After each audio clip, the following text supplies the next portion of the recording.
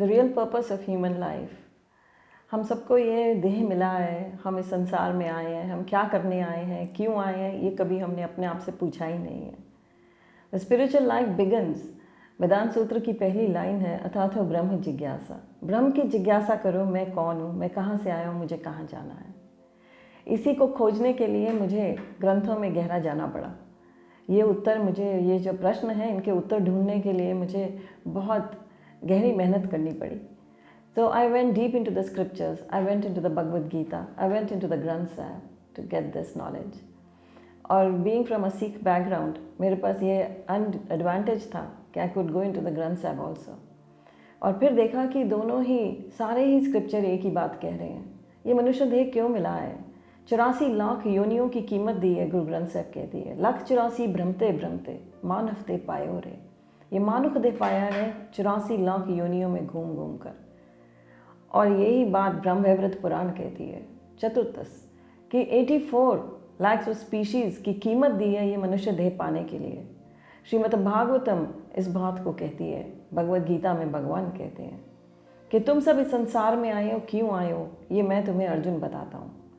सो ये ही ढूंढने के लिए I went deep into the scriptures and there I found कि ये मनुष्य देह क्यों मिला है, क्यों हम इस संसार में आए हैं, ये यहाँ पर हम क्या करने आए हैं, कहाँ हमें जाना है। तो जैसे मैंने कहा, वेदांत सूत्र की पहली लाइन ही ये कह रही है कि आपकी जिज्ञासा जब आरंभ होती है, आपके अंदर जब जिज्ञासा आती है, तब आपकी आध्यात्मिक जीवन की शुरुआत होती है। सो spiritual life is not so easy yet so simple, it's very simple and yet so difficult. क्यों सरल है और क्यों कठिन भी है। सरल है कि इसमें हमें अपने आप को सरल करना है। प्रभुपाद ने दिया कि have a simple living and a high thinking. Simple living चाहिए, बहुत ही सरल जीवन चाहिए। सरल जीवन कैसे मिलेगा, ये जब हम इन प्रश्नों के उत्तर ढूंढते हैं, हम उसकी सरलता गहराई में जाते हैं, तो हमारा जीवन हमें सरल हो जाएगा हमारा। सो इट इज़ देयर कि हम इस संसार में क्यों आए हैं। तो पहला उत्तर भगवान ही देते हैं कि इस संसार में तुम क्या करने आए हो। सर्वधर्मा परित्यज्य माम एकम शरणम व्रज, मेरी शरण में आ जाओ। इस संसार में आए हो, माया की शरण में मत जाओ, मेरी शरण में आओ। और हम सब सोचते हैं माया बहुत आकर्षक करती है, आकर्षक है, and we go into the lap of maya. Gurbani कहती है होछे रस तो लपटायो रे, तो होछे रसों में तू फंस गया रे मूढ़े, तू मूर्ख है, तू माया के चक्कर में पड़ गया और होछे रसों में चला गया। ये जो संसार के रस हैं, बड़े होछे कहे गए हैं, ये संसार के रस हमें फंसाने वाले हैं। तो इसीलिए भगवान ने कहा सब कुछ त्याग कर मेरी शरण में आ जाओ। इसका ये अर्थ नहीं है हम घर बार छोड़ देंगे, हम परिवार छोड़ देंगे, सब कुछ त्याग देंगे, नहीं। इसको समझाया उन्होंने, मन भवा मद भक्तो मदयाजी माम नमस्करो, सिर्फ मेरे भक्त बन जाओ, मुझे नमस्कार करो, मेरा चिंतन करो। गुरबाणी में ग्रंथ साहब में आया, भई प्रापत मानक देहरिया, गोविंद मिलन की ए तेरी बरिया, अवर काज कीते ना काम मिल, साध संगत भज केवल नाम। ये मनुष्य देह मिला है, अब क्यों मिला है। भई प्रापत मानक देहरिया, ये तुझे प्राप्त हुई है ये देह। ये देह ऐसे नहीं मिलती है, इस देह की, जैसे मैंने कहा, बड़ी कीमत देनी पड़ती है, सारे शास्त्र कह रहे हैं। कोई मूर्ख कहे कि हमने नहीं देखा है, हम नहीं मानते, उसके मानने और कहने कि मैं नहीं मानता, इससे कोई फ़र्क नहीं पड़ता है। जो है वो सच्चाई है और सारे ग्रंथ कह रहे हैं।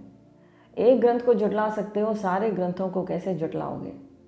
तो कहते हैं भई प्रापत मानक देहरिया, ये मनुष्य देह मिला है, गोविंद मिलन की ए तेरी बरिया। अब गोविंद को मिलने की बारी है, कृष्ण को मिलने की बारी है, और जो भी काम करें वो काम ही नहीं आने वाले।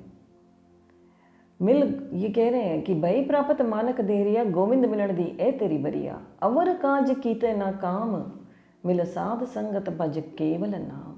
और जो भी काम किए हैं वो काम ही नहीं आएंगे। जितना भी हमने इस संसार में इकट्ठा किया है, जो कुछ भी हम इन संसार में बटोर रहे हैं, वो अंतिम घड़ी में काम ही नहीं आने वाला।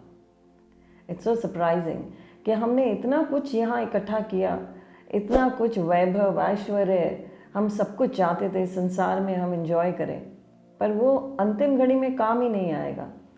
तो अवर काज कीते ना काम मिल, साध संगत भज केवल नाम। तो कह रहे हैं क्या करना है, साध संगत, संगत में बैठना है, उनका संग करना है जो भक्त हैं। तो इसीलिए association of the devotees has been emphasised. Gita में भगवान ने भी इसको एम्फसाइज किया, श्रीमद् भागवतम में इसको एम्फसाइज किया। सुखदेव गोस्वामी परीक्षित महाराज से कह रहे हैं, सूत गोस्वामी नैमिषारण्य के संतों के बीच में कह रहे हैं। तो संगत का असर है, सत्संग का असर है। तो मिल साध संगत भज केवल नाम, साधुओं की संगत में, साधना करने वालों के संग में बैठकर नाम भजना है। किसका नाम भजना है ये भी हम नहीं जानते, क्या भजना है ये नहीं जानते। लोग अपने ही मन से मंत्र बना लेते हैं, अपने मन से ही सब कुछ चुन लेते हैं कि हमें क्या बोलना है, हमें क्या मनन करना है। तो मंत्र की आवश्यकता ही क्यों है? मंत्र चाहिए ऑथेंटिक, प्रमाणिक, क्योंकि मंत्र मन को नियंत्रण में करने वाला। सो मिल साध संगत भज केवल नाम, उस हरि का नाम भजना है, उस हरि के नाम का गुणगान करना है। उस हरि के नाम के लिए हमें इस संसार में हम आए हैं, तो उस हरि को ही भजना है। गुरबाणी फिर से कहती है, हर हर जपंत्या कछ कहे न जम का। जो हरि का नाम जपते हैं उन्हें यमराज कुछ नहीं कहता है। सो यमराज उनको हाथ नहीं लगा सकता। और हमें क्या चाहिए कि हमें अपने घर लौटना है। तभी भगवान ने कहा मेरा स्मरण करो। गीता में कहते हैं यम यम वापी स्मरणम, मेरा स्मरण करो। अंतिम घड़ी में जिस चीज़ का चिंतन, अंतिम घड़ी में जिस चीज़ का चिंतन कर रहे होगे वो ही उपलब्ध होगा, उसी लोक में चले जाओगे, वहीं पहुंच जाओगे। सो हम सब चाहते हैं कि हम भगवत धाम जाएं, हम भगवान के धाम जाएं। हम इस संसार में आए हैं, कष्ट भोग रहे हैं। गीता में भगवान अर्जुन से बार बार कहते हैं कि इस संसार में 4 जो कष्ट हैं उनसे कोई नहीं बचेगा। ये 4 कष्ट तुम्हें इस संसार में हर प्राणी को दुख तकलीफ में डालेंगे। ये 4 कष्ट क्या है? जन्म मृत्यु जरा व्याधि। जन्म भी कष्ट है, मृत्यु भी कष्ट है, जरा बुढ़ापा भी कष्ट है, और व्याधि बीमारी। जन्म कैसे कष्ट है आप कहेंगे? जन्म जब भी एक बालक के संसार में आता है उसको 9 महीने माँ के गर्भ में नरक भोगना पड़ता है। वो उस स्थान पर है जहाँ से माँ जो है उसके कई मलमूत्र त्यागती है, और जहाँ पर उसे अनेक कीड़े काटते हैं। कभी वो बेहोश होता है, कभी जागता है, कभी सोता है, कभी तड़पता है। अंत में उल्टा लटका है, हाथ जोड़ लेता है और विनती करता है भगवान से, मुझे इस नरक से निकालो। 9 महीने उल्टा लटका है माँ के गर्भ में। तो जन्म कष्ट है। माँ का भी दूसरा जन्म कहते हैं जब वो एक संतान को जन्म देती है।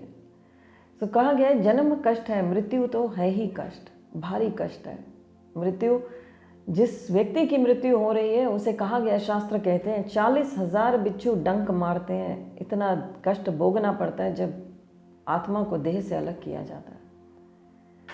और जिनको वो छोड़कर जाता है, सेपरेशन अगेन इज अ कर्स। ये बहुत ही दुखदायक होता है सेपरेशन, क्योंकि जीव को इतना मोह है, इतना हम कहते हैं बार बार मोह में मत पड़ो, पर जब अपने ही परिवारजनों से मोह पैदा हो जाता है तो कष्ट तो भोगना पड़ता है मृत्यु के समय। जन्म मृत्यु जरा व्याधि। जरा बुढ़ापा कष्ट है। कोई भी बूढ़ा नहीं होना चाहता, कोई नहीं चाहता है वो इस संसार में आया और वो बूढ़ा हो। उस बुढ़ापे को वो छिपाना चाहता है। अनेक we have like these the beauty salons and जहाँ पर प्लास्टिक सर्जरीज होती हैं, जहाँ बहुत कुछ एस्थेटिकली किया जाता है आपको कि आपकी रिंकल्स ना दिखें, आपका बुढ़ापा ना दिखे। तो कहा गया है कि जन्म मृत्यु जरा व्याधि, बीमारी कष्ट है। हर कोई बीमार होता है। एक अनबॉर्न चाइल्ड, नवजन्मा बच्चा या अजन्मा बच्चा, वो भी बीमार हो सकता है। सो बीमारी भी किसी को नहीं छोड़ेगी। इसके साथ साथ 3 त्राप हैं, आदि दैविक, आदि भौतिक, आध्यात्मिक। आदि दैविक, जो दैवी प्रकृति हमें त्राप देती है, बाढ़ आ जाती है, सुनामी आ जाती है, ड्राउट हो जाता है, ये प्रकृति दे रही है। आदि भौतिक, जो दूसरे जीव देते हैं हमें, एक मच्छर भी हमें तकलीफ दे सकता है, हमारे प्राण ले सकता है। आजकल जैसे हम सब जानते हैं द कोरोना वायरस, छोटा सा वायरस है जिसने सबको भयभीत करके रखा है। And then there is this आध्यात्मिक, हमारा मन हमें त्राप देता है। काम, क्रोध, लोभ, मोह, ईर्ष्या, द्वेष, ये सब मन में है। ये मन से, मन इनका जन्म स्थान है। मन से होता है ये सब। मन से ही ईर्ष्या है लोगों से, द्वेष है, क्रोध आता है, काम है, ये सारे मन के हैं। ये 3 त्राप कहे गए हैं। 7 चीज़ें इन टोटल हैं जो हमें इस संसार में कष्ट भोगने पर हमें they make us suffer in this world. Gurbani भी कहती है, हम अरदास करते हैं गुरुद्वारे में, हम कहते हैं तय त्राप निवारण हारा। वो हरि जो है वो तीनों त्रापों को निवारण करने वाला है, चारों दुखों को समाप्त करने वाला है, साथ में वो 3 त्रापों का भी निवारण कर देगा। तो इसलिए हमें क्या करना है, उस हरि का गुणगान, उस भगवान का गुणगान करना है। हरेर नाम हरेर नाम एव केवलम खलो नास्तेव नास्तेव नास्तेव गतिर अन्यथा। हरि के नाम के बिना गति है ही नहीं। हरि का नाम, हरि का नाम, हरि का नाम ही कलो नास्तेव। कलयुग में और कोई चारा ही नहीं है। कलयुग में हमें सिर्फ नाम, हरि का नाम ही मुक्ति दिला सकता है। तो इसीलिए वो ही जपना है, वो ही भजना है। हरे कृष्ण कृष्ण कृष्ण हरे हरे, हरे राम राम राम हरे हरे। तो ये भजने से हमारे कलिसंतरण उपनिषद में ये 16 शब्दों का, ये इति षोडश 16 शब्दों का महामंत्र है। कलिसंतरण उपनिषद ये हमें बताता है कि कलयुग में सिर्फ नाम की महिमा है। कलयुग में सिर्फ नाम से ही हम पार हो जाएंगे। क्योंकि जैसे मैंने कहा, हमारे पास इतने कष्ट दुख सहने पड़ते हैं हमें, तो वो इस संसार में कष्ट से भरा हुआ ये संसार है। भगवान ने अर्जुन से कहा, ये संसार जो है अर्जुन, ये अनित्यम है, अशाश्वतम है, ये दुखालय है, ये अशाश्वतम, इम्प्योर है, अनित्य, टेम्पररी है। ये संसार टेम्पररी है, परमानेंट नहीं है। हम यहाँ इसको अपना परमानेंट एड्रेस मान चुके हैं। हम सोच रहे हैं कि हम यहाँ हमेशा रहने वाले हैं, और हम उसी लिए सामान को बटोरते हैं, वैभव ऐश्वर्य सब बटोर रहे हैं, ये सोच कर के कभी मृत्यु नहीं होगी। पर मृत्यु एक सच्चाई है जो सबके लिए होना है। मरना ही सच्चाई है। जीवन जो है, इसको कहा गया है ये तो झूठ है, ये इल्यूजन है, ये हमारे सामने हम जो भी देख रहे हैं ये सत्य नहीं है। ये है भी और नहीं भी है। ये यहीं रह जाएगा, ये साथ जाएगा नहीं। तो इसके लिए हमें करना क्या है? तो कहा, इसका निवारण दिया भगवान ने कि मन भवा मद भक्तो मदि आजी माम नमस्करो। मेरे को याद करो, मेरी पूजा करो, मेरी अर्चना करो, मेरा नाम लो। जपा यज्ञ अस्मि, गीता में भगवान कहते हैं जपा यज्ञ है और वो मैं हूँ। जप करना, भगवान के नाम का गुणगान करना, जप करना, भगवान कहते हैं ये मैं ही हूँ। जो व्यक्ति ये यज्ञ करता है वो मेरे धाम लौट आएगा। अर्जुन से यही कहते हैं कि तुम ये इसको अपनाओ और तुम मेरे घर वापस, अपने घर वापस आ जाओगे। और जब हम अपने घर वापस लौट जाएंगे फिर क्या होगा? फिर यहाँ नहीं आना पड़ेगा। भगवान अर्जुन से कहते हैं तद धामम परमम मम, वो मेरा परम धाम है। वहाँ जाकर किसी को लौटना नहीं पड़ता। वहाँ जो सच्चाई में विश्वास करता है, जो इस संसार में भगवान के नाम रूपी सत्य को अपना लेता है, वो अवश्य मेरे घर वापस, अपने घर वापस आ जाता है। तो हमारा यही प्रयास होना चाहिए कि हम इस संसार में आए हैं तो इस संसार में रहते हुए भी इस संसार के ना हो जाएं। We should not get entangled. Rupa Goswami एक बहुत बड़े संत हुए हैं जिन्होंने कहा कि युक्त वैराग्य को अपनाओ। युक्त वैराग्य का अर्थ है इस संसार में रहते हुए भी इस संसार को छुओ नहीं। कमल का फूल का एग्जाम्पल दिया गया। अब जानते हैं हर मंदिर, गुरुद्वारे, मस्जिद, सबके ऊपर कमल का फूल बना हुआ है। जो डोम है वो कमल के फूल में है। क्यों वो कमल के फूल में दिया गया है? क्योंकि हर चीज़ के पीछे गहराई है। हर चीज़ के पीछे एक गहराई दी गई है कि कमल का फूल जो है वो पानी में रहते हुए कीचड़ में उगता है पर कीचड़ को छूता नहीं है। मनुष्य देह मिली है, अब कृष्ण को मिलने की बारी है, अब भगवान को मिलने की बारी है। ये बात भगवान गीता में कहते हैं कि शुद्ध होना पड़ेगा। सर्वधर्म परित्यज्य माम एकम शरणम व्रजे अहम त्वं सर्व पापेभ्यो मोक्षयामि मा शुचा। ये निर्णय दिया भगवान ने भगवद गीता का कि सब कुछ त्याग कर मेरी शरण में आ जाओ और मैं तुम्हें सब पापों से मुक्त कर कर अपने घर ले जाऊंगा। तो जैसे मैंने कहा कि हर मस्जिद, मंदिर, गुरुद्वारा सब पर डोम बना है कमल का फूल। कीचड़ में उगते हैं, हम इस संसार के कीचड़ में आए हैं, पर ये स्थान जो है ये कीचड़ को छूते नहीं हैं। तो भगवान ऐसे ही चाहते हैं कि हम इस संसार में रहें। रूप गोस्वामी समझाते हैं युक्त वैराग्य। इस संसार में रहते हुए भी हमें इस संसार की दलदल को, कीचड़ को छूना नहीं है। ये कीचड़ भी नहीं, दलदल है। इसमें जितना हम घुसते चले जाएंगे, हम इसी में दबते चले जाएंगे। जितना हम मोह में पड़ जाएंगे, जितना हम इस माया में फंस जाएंगे, हम इस संसार के ग्लैमर में, चकाचौंध में, आकर्षण में फंस जाएंगे, उतना ही हम इसमें दबते चले जाएंगे। सो हमारा एक ही प्रयास होना चाहिए, हम उस कमल के फूल के समान रहें। इस संसार में रहते हुए भी इस संसार को छुए नहीं, इसके कीचड़ को छुए नहीं। आप पूछेंगे कि माया क्या है, कि व्हाट इज़ माया। माया वो हर चीज़ है जो भगवान से दूर करती है, जो भगवान की सेवा में नहीं जाती, वो माया है। माया भगवान की पीठ जो है, पीठ के पीछे माया है। भगवान को देखते रहेंगे, भगवान के मुंह के आगे मुंह रखेंगे, उनको दर्शन करते रहेंगे, माया छुए ही नहीं। सो माया अपना कार्य करती है जब हम भगवान की तरफ अपनी पीठ कर लेते हैं।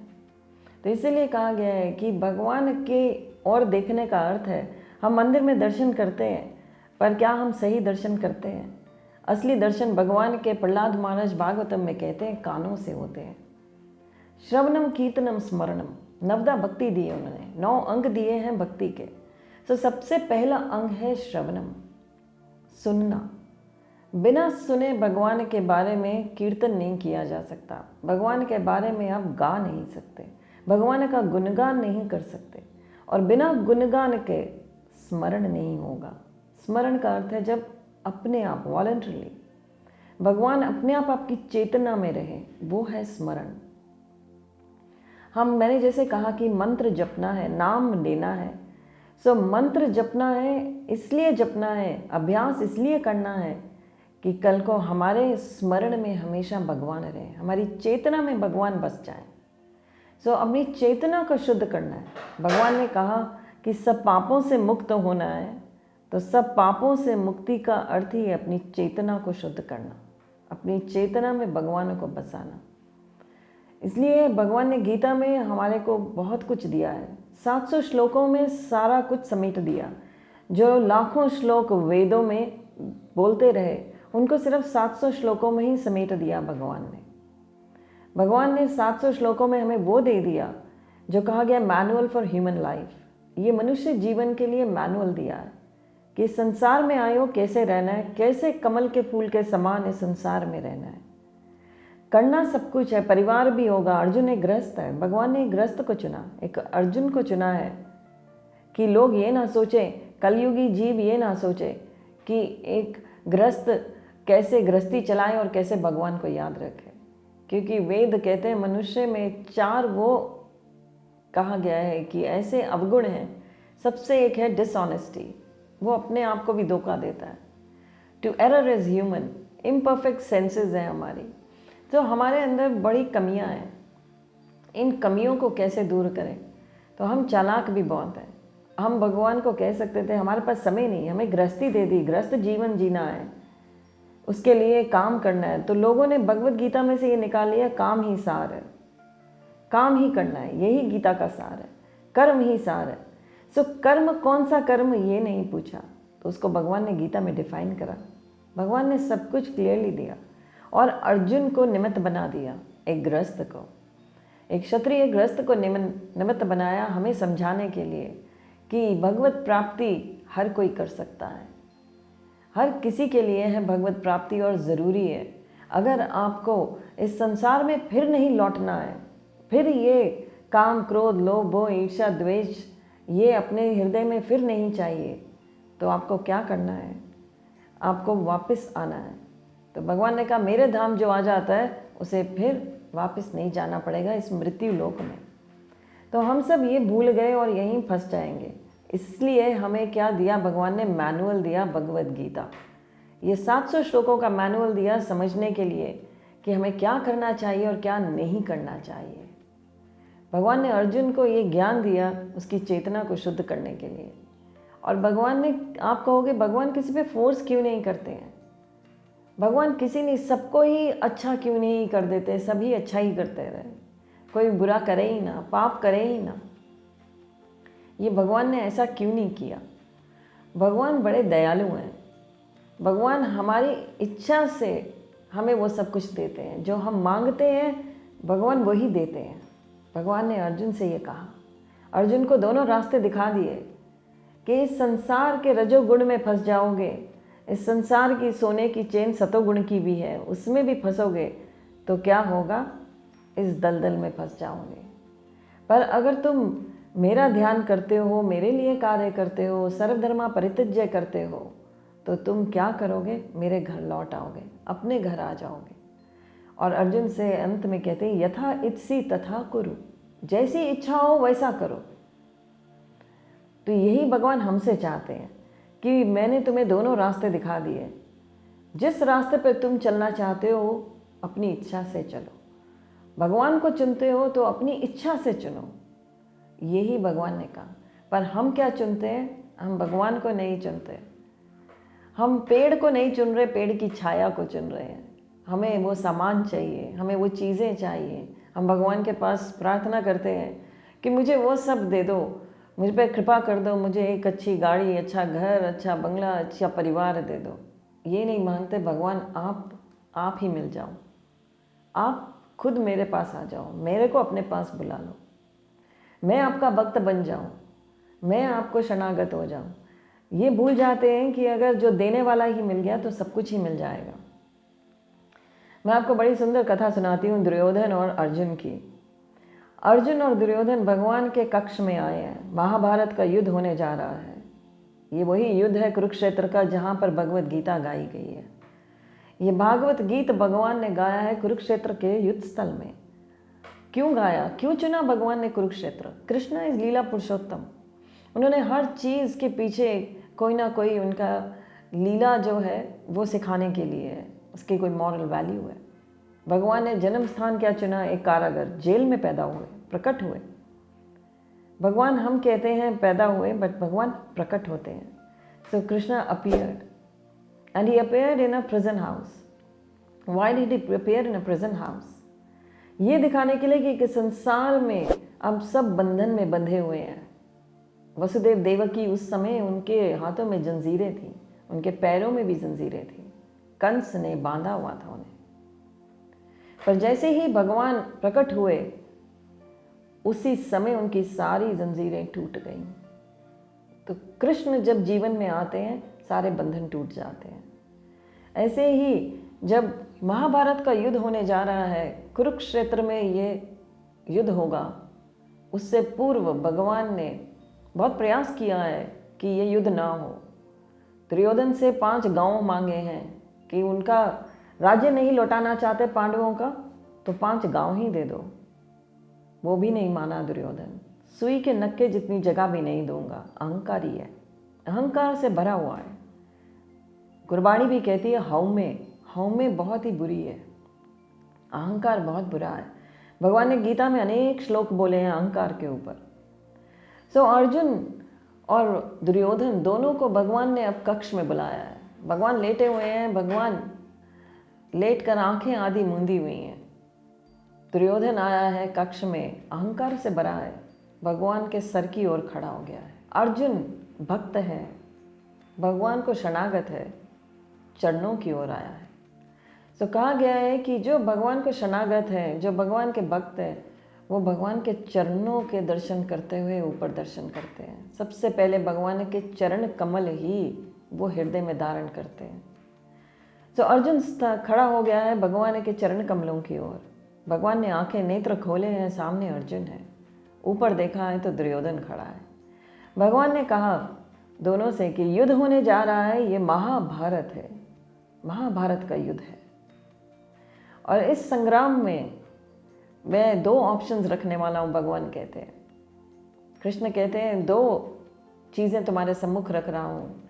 एक तरफ मैं रहूँगा निहत्ता, मैं युद्ध में भाग नहीं ले रहा, पर मैं युद्ध में रहूँगा साथ एक सारथी के रूप में, रथ हाँकने वाला, पर निहत्ता, कोई शस्त्र नहीं उठाने वाला हूँ मैं।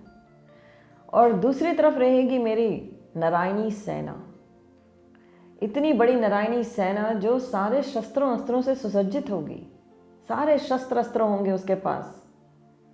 ये दो ऑप्शंस मैं रख रहा हूं तुम्हारे आगे।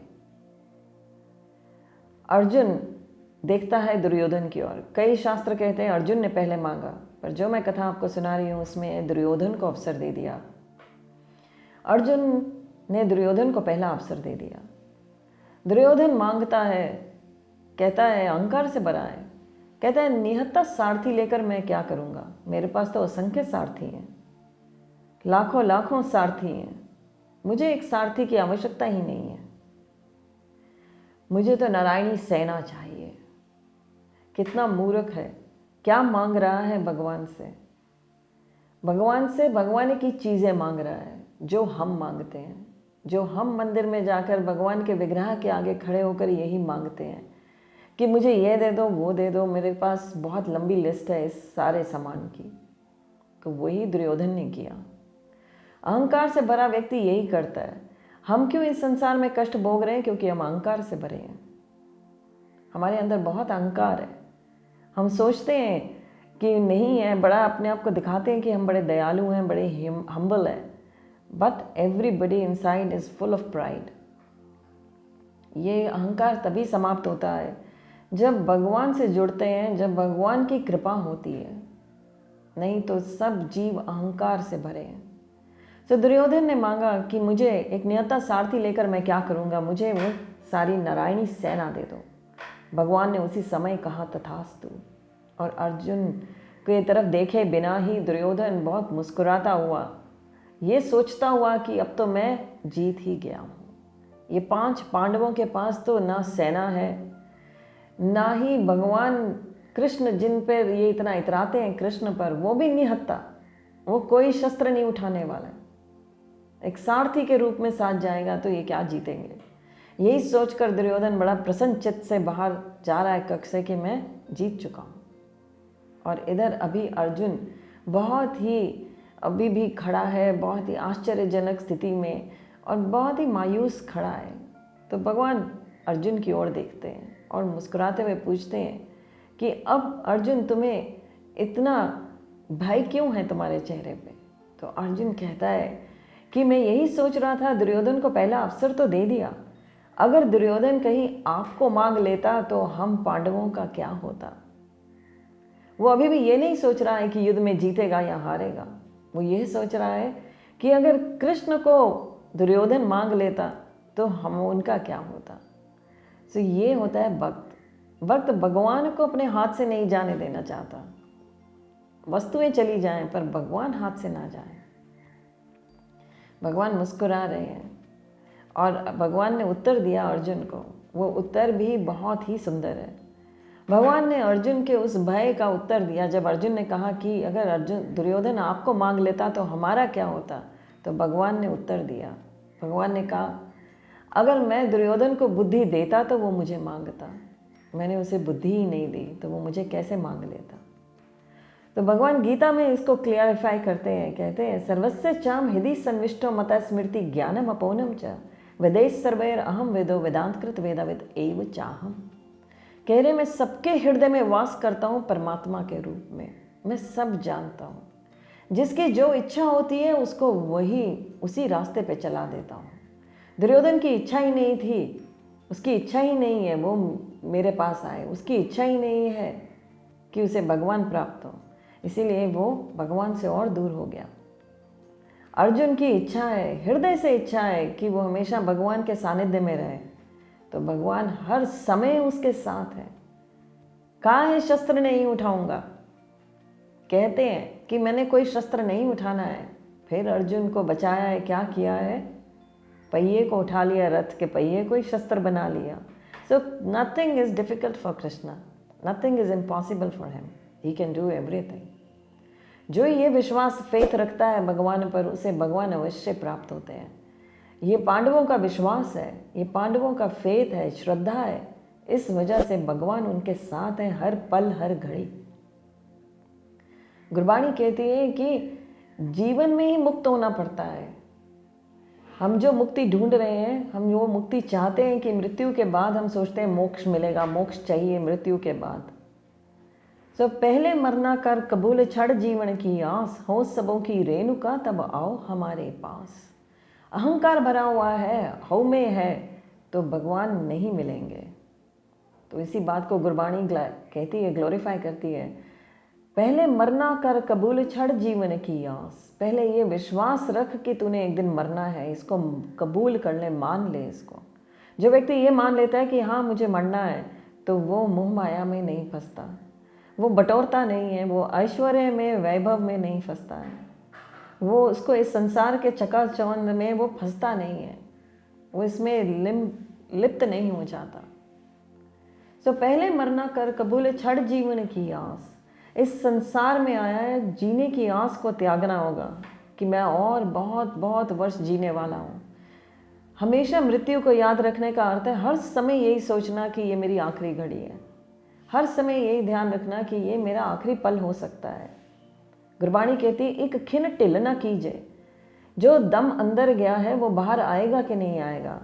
तभी गुरबाणी में कहा गया ग्रंथ साहिब में कि मनुष्य एक दमी है, एक दम का मालिक है। जो सांस अंदर गया है बस वो बाहर आएगा नहीं आएगा वो नहीं जानता है। अगर उसने उस समय भगवान का नाम ले लिया और ये अंतिम घड़ी हो गई तो वो भगवत धाम लौट जाएगा, फिर उसे संसार में नहीं आना पड़ेगा। तो इसलिए हमारा यही प्रयास होना चाहिए कि हम आए हैं इस संसार पर मृत्यु को ना कभी भूलें। पहले मरना कर कबूल छड़ जीवन की आस, हो सबों की रेणुका तब आओ हमारे पास। सबकी चरण धूली बन जाओ, सबके चरणों की धूल बन जाओ, और तभी भगवत धाम वापस जा सकते हो। अहंकार समाप्त कर दो तो भगवत प्राप्ति सरलता से हो जाएगी। तो यही हमारा प्रयास होना चाहिए कि हमें भगवत प्राप्ति करनी है, हमें भगवत धाम जाना है ताकि हम वापस इस संसार में ना लौटें, इस संसार के दुख क्लेश ताप त्रापों में वापस लिप्त ना हो जाए। इसीलिए हमें प्रयास करना है कि हम मुक्ति को प्राप्त करें, पर कैसी मुक्ति? जो भगवान की सेवा को प्राप्त करें अपने धाम लौटकर। यही हमारा प्रयास होना चाहिए। तो हमें सबके चरण धूली बनना है। चैतन्य महाप्रभु ने ये हमें और गहराई से समझा दिया। उन्होंने सिर्फ 8 श्लोक छोड़े। चैतन्य महाप्रभु जो हैं वो स्वयं भगवान है, युगल रूप है राधा कृष्णा का। उन्होंने हमारे लिए ये छोड़ दिया। क्या छोड़े? उन 8 श्लोकों में एक श्लोक सारे ही बहुत महत्वपूर्ण है, पर जो चरण धूली की बात आ रही है उसी के उपलक्ष्य में ये श्लोक उन्होंने हमें समझाया और गहराई से कहा। तृणदपि सुनिचेन तरोरपि सहिष्णुना, अमानिना मान देना कीर्तनीय सदा हरि। घास के तिनके के समान बन जाओ, इतने नम्र हो जाओ। घास के तिनके पर हम पाँव रखकर चलते हैं और वो उफ नहीं कहता और वापस खड़ा हो जाता है। कहते हैं बिल्कुल वैसे हो जाओ, घास के तिनके से सीखो कैसे नम्रता होनी चाहिए। पेड़ों से सीखो कैसे सहनशील होना चाहिए। तृणादपि सुनिचेन तरोरपि सहिष्णुना, तरोरपि पेड़ों जैसे सहनशील हो जाओ, सबको छाया और फल दो। और खुद बेशक पेड़ जो है धूप में, कड़कती धूप में रहते हैं, पर दूसरों को फल और छाया देते हैं। अमान ही ना मान देना कीर्तनीय सदा हरि। दूसरों को सम्मान दो, मान दो, अपने लिए सम्मान की इच्छा मत करो, दूसरों को पूरा सम्मान दो। गीता में भगवान ने कहा एक चींटी को भी उसका सम्मान दो। चींटी का भी आप देखेंगे वो अपने आप को बचाती है, आप रास्ता रोकते हैं वो रास्ता बदल लेती है। तो चींटी का भी सम्मान करो, उसको भी जीने का हक दो। सो हर जीव जंतु को जीने का हक है, उन सबको जीने दो। तो इसीलिए बहुत कुछ कहने को है, पर समय के कारण, समय की लिमिटेशंस के कारण we can not go beyond. तो मैं यही कंक्लूड करूँगी कि हम सब इस संसार में आए हैं। इस संसार में आने का जो हमारा लक्ष्य है, जो हमारा मकसद है, हम उसको अपनाएं और इन प्रश्नों के उत्तर जो गीता में दिए गए, भागवत में दिए गए, उनको अपनाएं कि हम भगवान के अंश हैं और इस संसार में आए हैं केवल यही प्राप्त करने के लिए, अपने घर वापस जाने के लिए।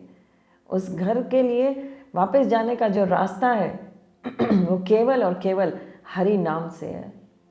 हरे कृष्ण कृष्ण कृष्ण हरे हरे, हरे राम राम राम हरे हरे। हरे कृष्ण।